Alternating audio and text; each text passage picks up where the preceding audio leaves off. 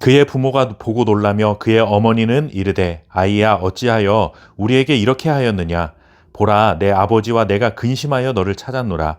예수께서 이르시되 어찌하여 나를 찾으셨나이까 내가 내 아버지 집에 있어야 될 줄을 알지 못하셨나이까 하시니.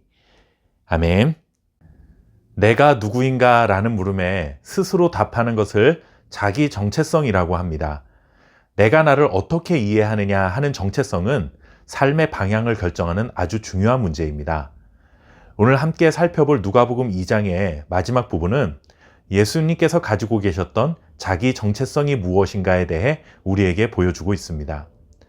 예수님께서 12살이 되던 해에 유대인들의 최대 명절이라 할 수 있는 유월절에 부모님과 함께 예루살렘에 가셨던 일을 기록하고 있습니다.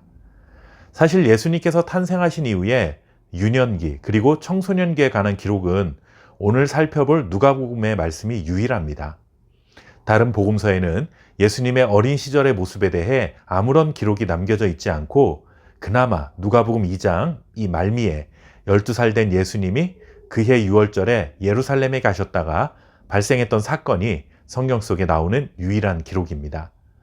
어떤 일이 벌어졌는가 하면 부모님과 함께 예루살렘에 올라가셨던 예수님이 집으로 돌아오지 않고 혼자 예루살렘에 남아 있었습니다. 부모인 요셉과 마리아도 예수님이 없어진 줄도 모른 채 고향으로 돌아가고 있었습니다. 그러다가 뒤늦게 아들이 없어진 사실을 알게 되었고 혹시 동행했던 친족들과 함께 있는 줄 알고 찾아다녔지만 거기서 찾지 못했습니다. 예수님을 찾던 요셉과 마리아는 급기야 예루살렘으로 다시 돌아왔고 예루살렘 성전 안에 가서야 그곳에 있는 아들 예수를 만나게 되었습니다. 성전 안에 있던 예수님은 그곳에서 선생들과 둘러앉아 그들에게 가르침을 받기도 하고 그들에게 질문을 던지기도 하며 대화를 나누고 있었습니다. 그런데 12살 된 소년이 하는 말이라고는 믿기 어려울 만큼 대단한 통찰력과 지혜를 가지고 있었기에 거기에 있던 사람들이 모두 깜짝 놀랐다고 성경은 전합니다.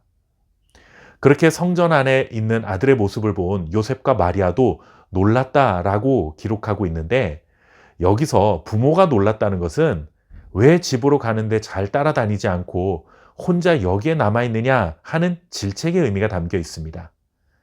우리도 이런 경우가 있죠. 아이를 키우면서 한 번 정도는 잠깐 한눈 파는 사이에 아이가 사라져서 깜짝 놀랐던 경험이 있을 것입니다. 그러다가 아이를 찾으면 너무 기쁘고 다행스러운 일로 여기면서도 마음 졸였던 것 때문에 아이에게 혼을 내는 것이죠.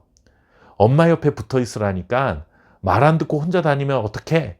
라는 말을 해보셨을 겁니다.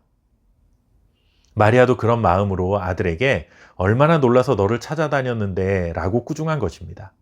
그런데 이때 12살 된 예수님께서 이렇게 대답합니다. 어찌하여 나를 찾으셨나이까? 내가 내 아버지 집에 있어야 할 줄을 알지 못하십니까? 이 대답을 통해 12살 된 예수님께서 자신을 스스로 어떻게 생각하고 있는지, 즉 예수님의 자기 정체성을 보게 됩니다. 예수님은 이미 자신이 하나님의 아들이라는 사실을 스스로 인지하고 있었고 그렇기 때문에 하나님의 집인 성전에 있는 것은 전혀 이상한 일이 아니라고 대답한 것입니다. 어머니인 마리아의 몸에서 태어나서 요셉과 마리아의 보호 아래 성장하고 있지만 예수님은 조금의 의심할 여지 없이 하나님의 아들이라는 사실을 깨닫게 되는 것이죠. 그럼에도 불구하고 우리는 이런 생각이 들 수도 있습니다. 아무리 그래도 그렇지, 그래도 요셉과 마리아가 부모인데 어떻게 말대꾸하듯이 저렇게 말을 해? 버릇이 없네 라는 생각입니다. 하지만 예수님은 버릇이 없지 않았습니다. 이렇게 말한 뒤에 부모와 함께 고향으로 돌아와서는 부모님께 순종했다라고 성경은 전하고 있습니다. 예수님은 자신이 하나님의 아들이라는 사실을 분명히 알고 계셨지만 육체의 부모의 권위를 조금도 무시하지 않았습니다. 하나님의 아들이지만 동시에 사람의 아들이라는 정체성 또한 잊지 않으신 것이죠. 다만 오늘 이 사건을 통해 예수님은 앞으로 자신이 어떤 일을 하게 될 것인지 마치 예고를 하시듯 하나님의 집인 성전에 머무르시며 탁월한 지혜로 하나님의 말씀을 가르치신 것입니다. 예수님의 소년 시절에 관한 유일한 이 기록을 통해 우리는 예수님은 하나님의 아들이시며 동시에 사람의 아들이라는 예수님의 정체성을 분명히 깨닫게 됩니다. 예수님이 자신을 그렇게 이해하고 있었던 것처럼 우리도 이 말씀을 통해 예수님이 어떤 분이신지, 예수님의 정체에 대한 분명한 지식을 가지고 흔들림 없는 믿음의 길을 걸어갈 수 있기를 바랍니다. 감사합니다.